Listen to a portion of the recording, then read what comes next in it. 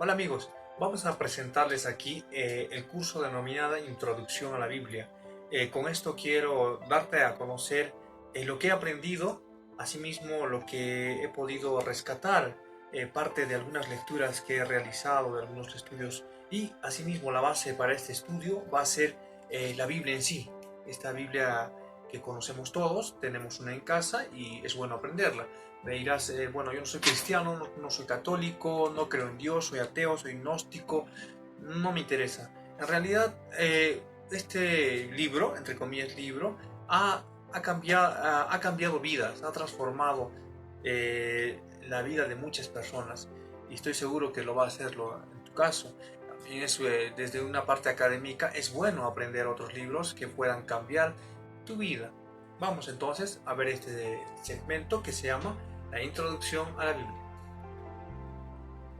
Su tema central de la Biblia es la redención. ¿Pero redención de quién? Del hombre.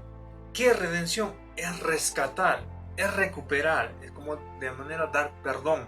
¿Pero a quién? Dar al hombre de su condición pecaminosa. ¿En base a quién? Jesucristo. Entonces, para entender, el hombre tiene una actitud pecaminosa, tiene la maldad y tiene que ser rescatado, tiene que ser redimido de sus pecados o perdonado, pero ¿por medio de quién? Por medio de Jesucristo. Ese es el tema principal de toda la lectura de la Biblia. Ahora, vayamos a ver un punto muy importante. La Biblia es veraz y es honesta. ¿Honesta por qué? Honesta porque en este vas a encontrar hechos históricos que incluso se podría decir que recriminan a Dios de ser malo y bueno a la vez. Parece, entre comillas, ¿no? Que puede haber matado gente así como ha dado vida. Ha quitado así como ha dado. Entonces hay hechos históricos sangrientos, hechos históricos de gloria, de felicidad y así a lo largo de todos los pasajes que vamos a encontrar. Otra escena importante, ¿por qué se dice que es veraz? Porque puedo verificar, puedo ver que estos sitios que narra Ur, Egipto, existen históricamente. El espacio o cronología, como le llamamos, es real, donde se aplica, donde se ha desarrollado estos hechos históricos, tiene un sustento geográfico, arqueológico incluso. Por eso es veraz. Ahora, eh, vamos a encontrar que acá la Biblia le da una plena autoría.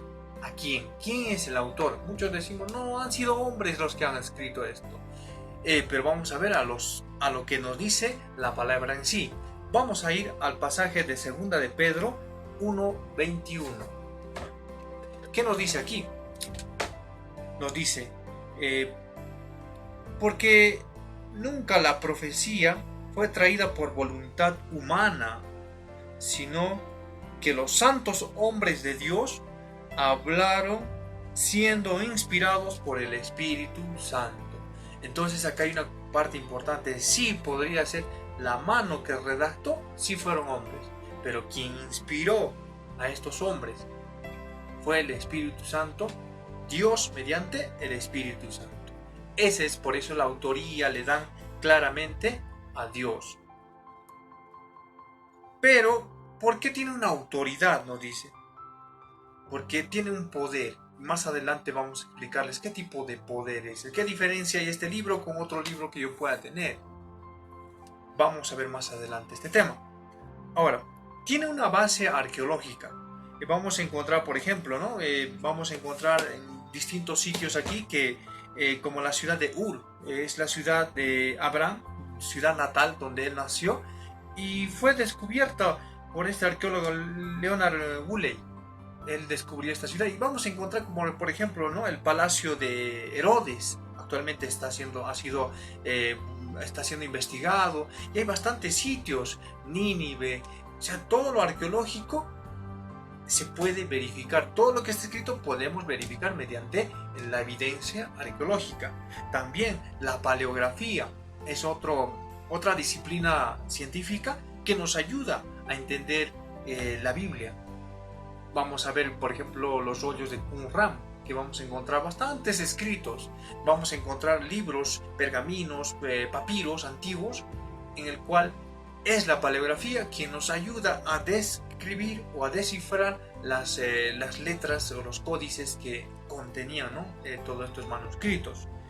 Es un libro profético y tiene una precisión histórica casi formidable. Adán y Eva traen una profecía, nos hablan para esto que va a venir alguien, ¿no? Que va a venir alguien y nos va a rescatarnos. Y dicho y hecho, se cumple casi después de mucho tiempo, hace 2020 años, con la llegada de Jesús, se cumple esa redención que fue prometida a Adán y Eva. Ahora, vamos a entender ahora sí un poquito más al detalle el tema de la unidad y coherencia. ¿Qué quiere decir unidad? Que todo conlleva un solo sentido. Coherencia, que todos los libros y todas las hojas tienen una coherencia y un fin fundamental. Han pasado, son 16 ciclos en el que fueron escritos, recuerda, son 16 ciclos, pero pese a eso, y recuerda, 40 autores diferentes, más de 40 autores durante 16 ciclos, y no tienen ninguna contradicción, no hay ningún dijo esto y se contradijo, no vamos a encontrar eso, sino que es una unidad, un complemento entre todos estos libros que nos han dejado de distintas personas inspiradas por el Espíritu Santo, pero que se van a entrelazar y ligar unas a otras y dar siempre el mismo objetivo. Ahora, seguimos leyendo, vamos a ver qué tiene ese poder transformador. ¿Por qué un poder transformador? ¿Transforma qué? La tierra, tendré poder para mover montañas, ¿a eso se refiere? ¿O darme la capacidad, como dice Nietzsche, para llegar a ser un superhombre? No, no es esa transformación en realidad de dominio del universo, de la tierra o de los humanos. Es un poder que cambia la unidad de la persona, más no todo lo material. Quiere cambiar el interior de la persona, el hombre. Primero, que te hace reconocer tu condición pecaminosa. Este libro vamos a encontrar que no es un estatuto, no es un leyes nada más, o una constitución, un código penal, un código civil, no es eso. Pese a que aquí hay normas, sí existe, pero tú te das, al leer poco a poco, te das cuenta que no te dice qué debes hacer o qué debes hacer. El detalle que te dice internamente, te sientes mal al hacer cosas malas, te sientes bien al hacer cosas buenas. Eso es lo que te quiere enseñar. Y ese poder que viene, solo lo hace la Biblia. Solo te hace pensar, te hace dar cuenta que estás en una actitud pecaminosa y reconocer los errores. Reconocer esos errores y así poder ser transformado mediante la fe en Cristo Jesús. Y sale un nuevo hombre. Pero ojo, ese nuevo hombre no es alguien maravilloso, como dije Nietzsche, ¿no? Un superhombre y ya está. No, este proceso es, reconoces el pecado, tu condición pecaminosa, lees, conoces la Biblia y te das cuenta que ya que estamos en una condición que no es buena, y mediante Jesucristo, la fe en Él, puedo yo nacer nuevamente. Y ese nacimiento es un proceso que va creciendo, ¿no?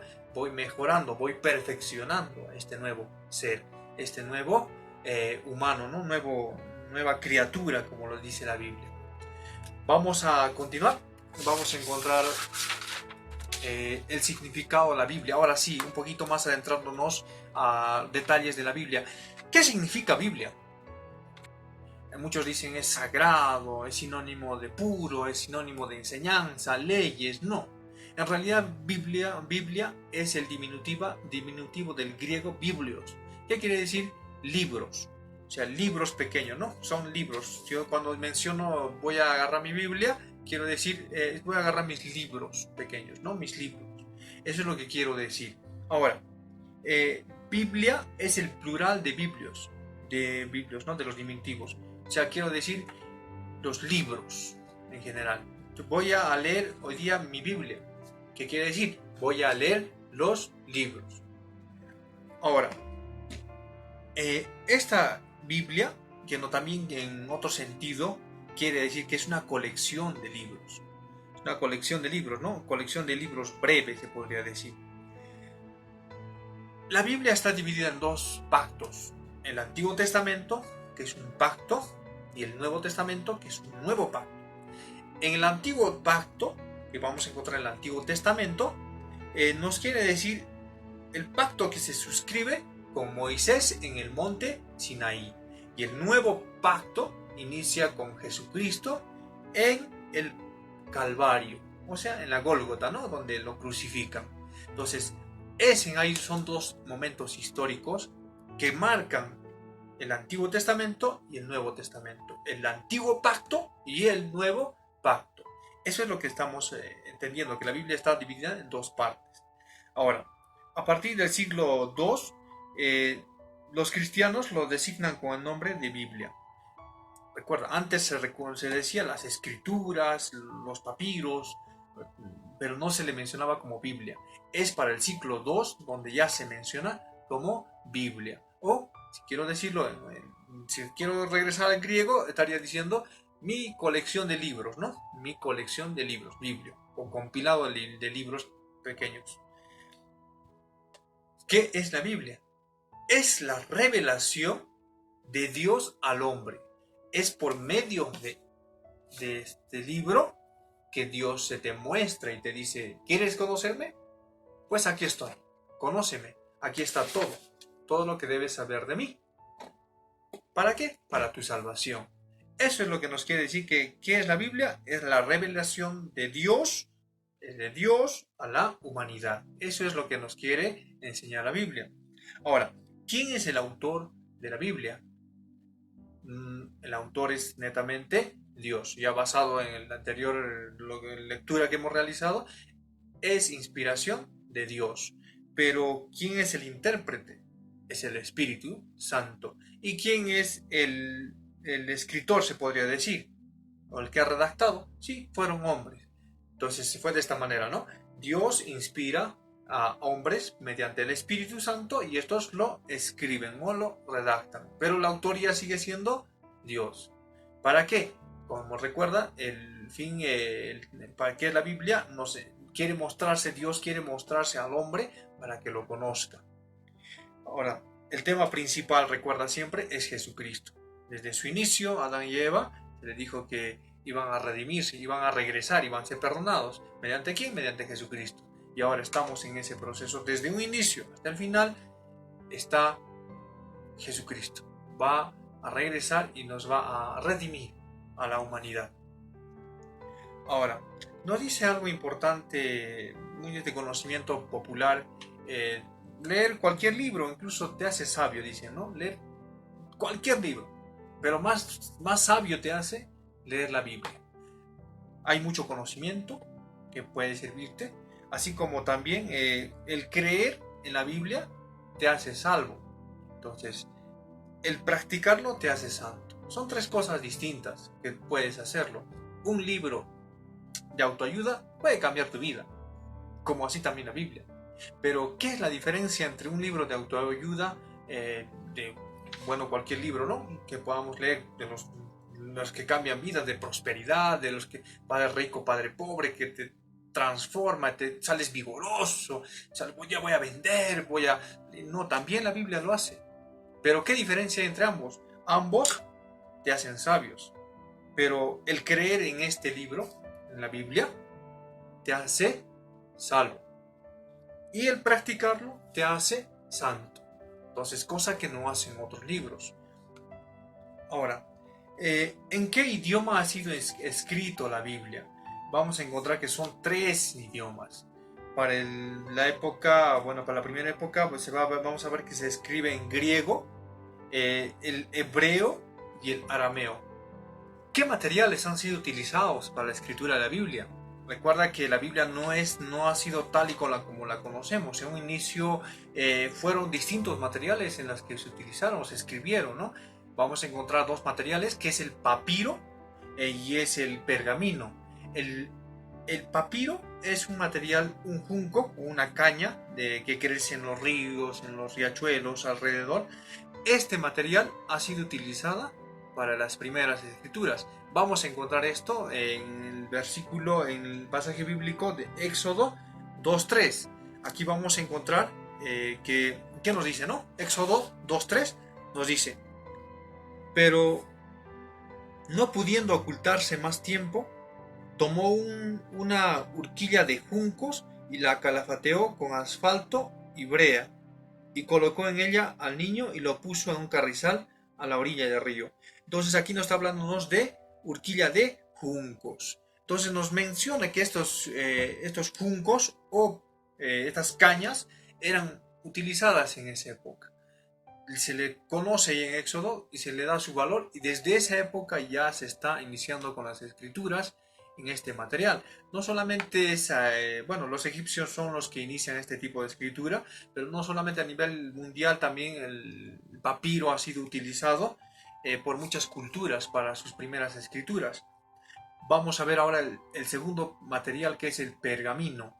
El pergamino es un material de cuero curtido, o de animales, ¿no? En el que se hacía secar, tenía un proceso de secado en el cual se podía redactar o escribir también, ¿no? Y aquí la evidencia tenemos en 2 de Timoteo 4:13. Vamos a 2 de Timoteo 4:13 y nos menciona lo siguiente: trae cuando vengan el capote que te dejé en Troas, en casa de Carpo, y los libros, mayormente los pergaminos. Esta lectura nos dice que ya conocían el pergamino. Es en el Nuevo Testamento que se da ya impulso a usar los pergaminos o materiales hechos de cuero, ¿no? Los instrumentos, cómo se escribieron la Biblia en un inicio. Se tuvo 4 instrumentos para poder redactar sobre esta base que ya te he enseñado, que son el papiro y es el pergamino. ¿Qué se necesitaba para escribir? ¿Un lapicero? No. ¿Una impresora? No. El estilete. Este fue el primer instrumento, uno de los primeros instrumentos que fueron utilizados incluso en la escritura cuneiforme. ¿En qué constaba? Eran como unas varillas, ¿no? Como unos cinceles de madera, de alguna manera como unas pequeñas cuñas, pero como se podría decir como unas bisturís que eran que tenían puntas y tenían como cuchillos, y podías escribir mientras la tablilla estaba seca, ¿no? O sea, estaba en etapa de bizcocho. Esta es mi tablilla, tapa de bizcocho, no está muy seca ni muy aguosa, y lo que agarro con este bisturí es hacer figuras a lo largo de esta tablilla. Ese es el primer instrumento que se va a utilizarse, que es el estilete, que fue para escribir en lo que es arcilla y cerámica. Ahora vamos al cincel. El cincel, por entendimiento múltiple, se puede decir que fue sobre una roca sólida donde esculpías, ¿no? Ya escribías con tu cincel. Entonces este era un material duro que se escribía sobre las piedras, Acá tenemos un pasaje bíblico de Job 19:24, en el cual nos va a relatar un poquito mejor del tema, ¿no? Job 19:24, y nos dice, ¿no?, que con cincel de hierro y con plomo fuesen esculpidas en piedras para siempre. Entonces nos dice, el cincel de hierro fueron esculpidas en una superficie de piedra, y esto te dura para siempre. Entonces Job es un libro del Antiguo Testamento que nos muestra que las primeras escrituras eran realizadas en tablillas o en piedras con la percusión del cincel de hierro. La pluma es un instrumento muy interesante, la pluma, ya que se hacía también de caña de cálamo. Más o menos se medía como un lapicero, un poco más. Esto tenía que ser cortado, una caña, estamos refiriéndonos más o menos a un carrizo delgado, que se corta la punta y se almacenaba en esa parte, ¿no? Se almacenaba la tinta, y este servía para escribir encima. Eran gruesas, por cierto, las letras que salía con este tipo de plumas, y posteriormente van a ser modificadas en el tiempo con otro tipo de plumas. La tinta. La tinta es importante, ¿no? Que es carbón, goma y agua que se mezclaban y por lo general era negro. El carbón es negro, entonces este instrumento fue utilizado para pintar sobre las superficies antes descritas. Vamos a ver que segunda de Juan 1:12 nos menciona sobre esto. Tengo muchas cosas que escribiros, pero no he querido hacerlo por medio de papel y tinta. Pues espero ir a vosotros y hablar cara a cara para que nuestro gozo sea cumplido. Entonces nos dice Juan que no quiere escribir con tinta, que les va a escribirles más adelante, quiere hablar cara a cara con ellos, pero entonces nos menciona que la tinta ya era utilizada en el Nuevo Testamento. Formato de las primeras Biblias, ¿cómo era en realidad? ¿Eran libros ya? ¿Cómo eran? No sé, nos imaginamos de distintas maneras, pero las primeras formas fueron unos rollos. Se supone que si tú sacas un junco, abres como una especie de carrizo, los tiras, como son los papiros, y vas a encontrar que se enrollan nuevamente. Entonces, esos fueron los rollos. Las primeras formas que se jalan y automáticamente se juntan. ¿Por qué? Por su naturaleza misma del junco. Un códice. El códice ya venía por hojas. Más o menos esto sería ya un códice, ¿no? Cuando yo tengo ya más hojas, en este caso estamos hablando de pergaminos. Pergaminos juntos, unidos ya sea por costura o por algún tipo de prensado, y ya tienes tu códice. Entonces recuerda que la Biblia fue escrita de alguna manera en un rollo y en un códice. Dos tipos de formas de las primeras escrituras. El manuscrito recuerda que siempre fue hecha a mano. Se escribe en lo que es la letra mayúscula o uncial, y las letras minúsculas se llaman cursivas. Son dos tipos de letras que vamos a encontrar en estos manuscritos. Hasta aquí quiero hacer un resumen y quiero que entiendas que el material de la Biblia es un papiro y es un pergamino. El papiro es un junco y el pergamino es piel de animal. En esto se escribe. Si yo quiero escribir en un papiro, necesito la tinta y una pluma. De igual manera, en un pergamino. Si yo quiero usar una tablilla de barro, tengo que usar necesariamente un estilete porque tengo que hacer figuras. Si quiero escribir en una piedra, tengo que usar el cincel. Entonces son estas formas de primeras escrituras o protoescrituras que se ha escrito, que se ha redactado la Biblia, ¿no? Las dos formas, rollo, recuerda que es un rollo que se estira, y el códice, que viene a ser más o menos ya las primeras formas de un libro. Vamos a ver ahora en cuántos capítulos y versículos está separada la Biblia. Ya sabemos que está en el Antiguo y Nuevo Testamento. Fue Esteban Lonton que en 1220 por primera vez hace la división en capítulos. Fue un profesor en París que en un principio fue rechazado, pero viendo que en la universidad los teólogos comenzaron a leer, lo vieron de una manera magnífica y comenzaron a seguir esta metodología, ¿no? Y desde ahí, gracias a este señor Esteban Lonton, es que tenemos la Biblia por capítulos.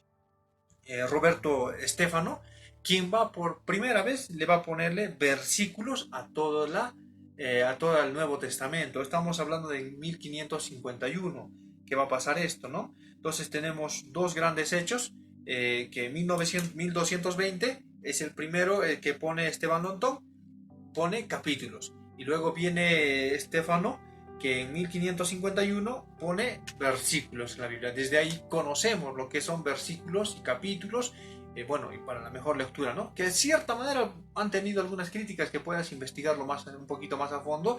Vas a encontrar, por eso es que algunos capítulos no cierran como debían ser, porque ha habido algunos errores que no ha sido voluntario, pero vamos a encontrarlo, ¿no? En la Biblia.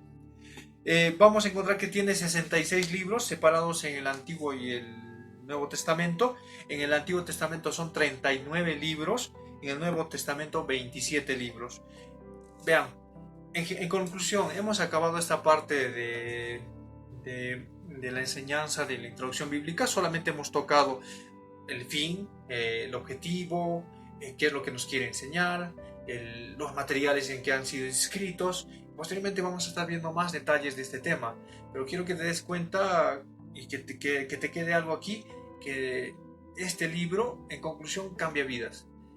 Ha cambiado, ha movido ha habido guerras, ha habido muertes, ha habido también como prosperidad, así como engaños, ha traído buenas y malas cosas. Depende ya de cada uno si lo usa adecuadamente o de una mala manera o de una buena manera.